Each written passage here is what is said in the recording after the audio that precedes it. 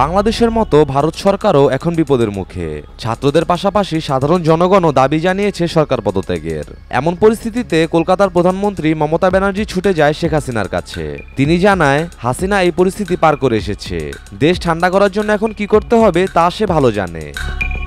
আলোচনা হলো, দুই দেশের ব্যাপারে কথাবার্তা হলো, আমার খুব ভালো লাগলো এবং ওনাকে আমি আবার আসতে বলেছি এবং বাংলাদেশের সাথে আমাদের সম্পর্ক চিরকালই যেন এই বন্ধুত্বপূর্ণ সৌহার্দ্যপূর্ণ একটা সুন্দর বোঝাপড়া থাকে, এইসব নিয়ে ডিটেলস আলোচনা হয়েছে।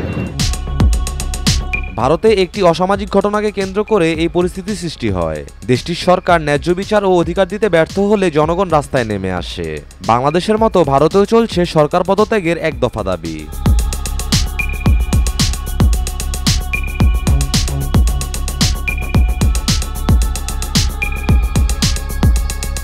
কোনো দেশ সেই স্বৈরাচার শাসন ব্যবস্থা বেশি দিন কার্যকর থাকে না।